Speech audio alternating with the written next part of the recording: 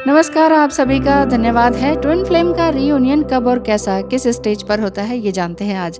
Twin flame की 3 stages होती हैं। ट्विन फ्लेम जर्नी की नहीं, ट्विन फ्लेम होने की स्टेज जो कि यूनियन की तरफ रीयूनियन की तरफ ले जाती है, जिसमें कि एक मेल बॉडी में है, एक फीमेल बॉडी में है, राइट? तो जो फीमेल बॉडी में है उसमें डीएफ एनर्जी होती है, डिवाइन फेमिनिन एनर्जी ज़्यादा हाई अवेकन होती है, और जो डीएम है उनमें डिवाइन मस्कुलाइन एनर्जी ज़्यादा होती है। ज़्यादातर मेजॉरिटी इन्हीं की देखी जाती है, लेकिन इसमें भी एज गैप बहुत ज़्यादा होता है। मैरिड अनमैरिड की सिचुएशन रहती है, डिवोर्सी नॉन डिवोर्सी की रहती है, और अलग अलग आपके लेबल्स होते हैं, अलग अलग आपकी सिचुएशन होती है, अलग अलग आपका पर्सपेक्टिव होता है, अलग अलग आपके पास्ट लाइफ के कर्मास होते हैं कि नहीं।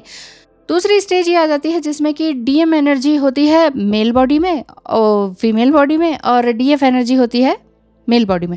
तो जो डिवाइन मस्कुलाइन एनर्जी है वो फीमेल में होती है, तो वो बहुत ही ज़्यादा लीडरशिप एंड डोमिनेटिंग होती है, और वही जिस तरह से डीएम का एनर्जी रहती है। और उसी तरीके से अगर डीएफ की बात की जाए तो वो जो मेल बॉडी में है वो ज़्यादा ही ओवर गिविंग की नेचर में होते हैं, इमोशनल होते हैं बहुत ज़्यादा।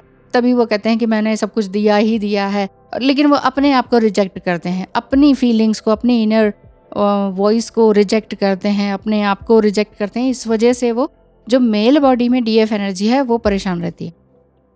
टैरो एंड काउंसलिंग सेशन मार्च से रीस्टार्ट करूंगी। फिलहाल एस्ट्रोलॉजिकल प्रिडिक्शन पर बहुत ज़्यादा वर्क चल रहा है, ध्यान दे रही हूँ।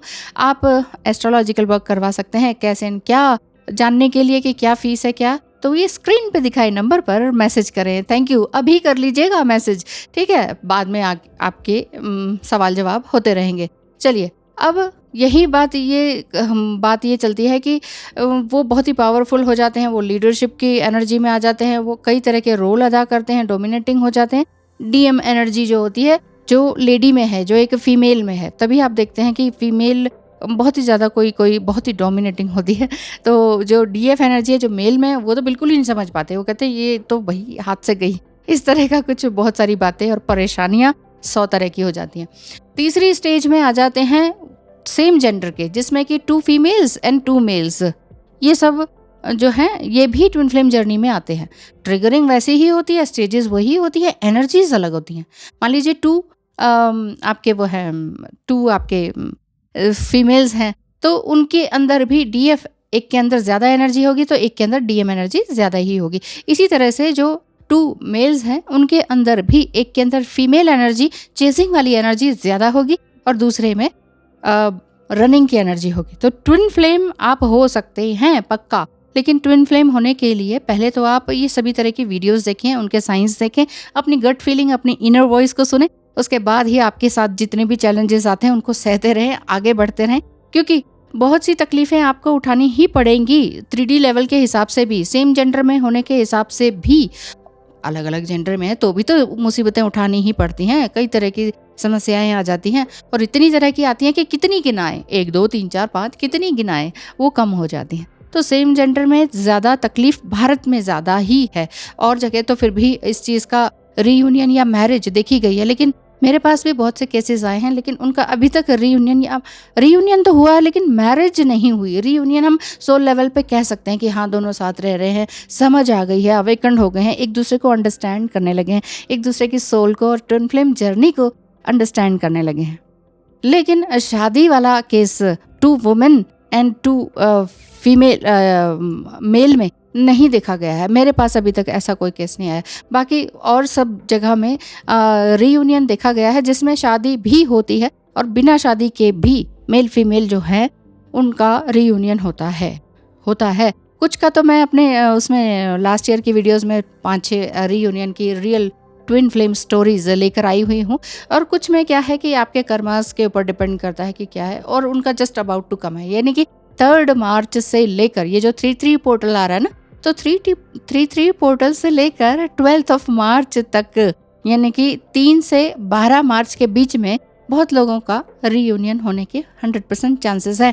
लेकिन दिक्कत यही है कि आप अपनी एनर्जी को वाकई स्ट्रांग बना रहे हैं कि नहीं, अपनी इनर वॉइस को समझ रहे हैं कि नहीं, अपने हायर सेल्फ के लिए आगे बढ़ रहे हैं कि नहीं।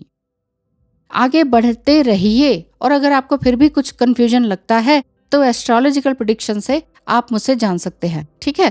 और आपके जो ये चांसेस हैं पोर्टल में आने के, ये जो पोर्टल होते हैं ये वाकई हर किसी इंसान पर असर डालते हैं। वो ट्विन फ्लेम पे तो ज़्यादा ही डालेंगे क्योंकि इनकी एनर्जी कुछ ज़्यादा ही अपसर्ज एंड मैग्नेटिक रहती है। एक दूसरे के साथ अगर आपने कसम भी खा ली ना कि नहीं नहीं हमारा तो रिश्ता कुछ इस तरह का है कि फैमिलीज़ बिगड़ सकती हैं और सबको पता चल सकता है, बहुत सारे दिक्कतें आ सकती हैं, तो वो कसम भी खा लें कि हम नहीं मिलेंगे, फिर भी divine feminine and masculine energy unconditional love में आती ही आती है। अनकंडीशनल लव आपका पहले गॉड से होना चाहिए, देन गॉड आपको मिलाते हैं। उसके बाद ही जब आप अपने अनकंडीशनल लव में आते हैं, then you will share the love with the world, you will together share the love with the world. तो अनकंडीशनल लव है, प्रेम है, भक्ति है, ईश्वर है। ईश्वर में मेन भक्ति एंड प्रेम होना चाहिए। वहाँ पर अगर आपकी एनर्जी जाती है तो फिर संसार के साथ होते हुए भी आप आगे बढ़ते रह सकते हैं। ईश्वर ही आपको वो अनकंडीशनल लव की स्टेज तक लेकर आएंगे और आपकी जो इच्छाएं हैं उसकी पूर्ति के रूप में वापस आपको अनकंडीशनल लव देंगे ज़रूर। तो keep working on being the best of your self. Best of your self क्यों मैम? वो तो हमारा रीयूनियन होना ही नहीं, उसकी तो शादी हो गई, अब हम अपना बेस्ट वर्जन बन के क्या करें? क्यों? बेस्ट वर्जन बनना एक ट्रांसफॉर्मेशन नहीं है, अपने लिए अच्छा काम नहीं है।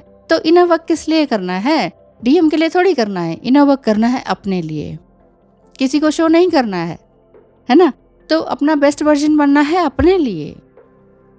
तो ये कोई वो नहीं है कि ये तो आप सेल्फिशनेस की बात बता रहे, नहीं, ऐसा नहीं है, ये सेल्फ लव ही है। एक बार करके देखें, आपको अच्छा लगने लगेगा, क्योंकि ये बिगेस्ट ट्रांसफॉर्मेशन मिरेकल से कम है ही नहीं। इसी जीवन में आप 2 जीवन जी लेंगे। आप सोचेंगे ओ माय गॉड 30-40 की एज से पहले तो मैं कुछ और ही था या थी, और उसके बाद आगे जो मेरे नेक्स्ट ईयर जब तक है जीवन, तब तक मैं बिल्कुल ही अलग ट्रांसफॉर्म होके जीऊँगा या जीऊँगी।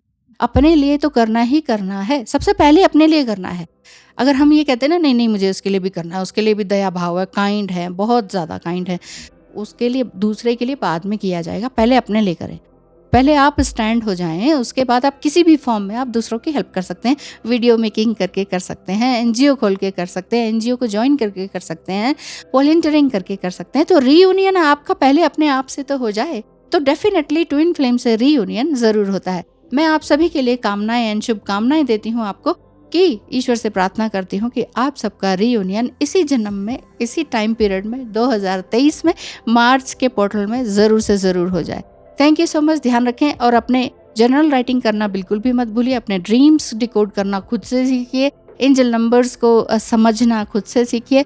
समझते जाइए कि एंजल्स में मैं क्या सोच रहा था या रही थी उस समय में, वो एंजल नंबर दिखा, या क्यों एक एंजल नंबर कुछ ज़्यादा ही बार बार मेरी तरफ आ रहा है, इसका कहने का क्या अर्थ है, मैं कहाँ गलत हूँ, what are my flaws and mistakes, कहाँ कुछ गलत हो रहा है, क्या लूप होल है, उसको समझने की कोशिश करें और आगे बढ़ते रहें। डेफिनेटली आप जीतेंगे ज़रूर। Thank you so much. धन्यवाद। नमस्कार।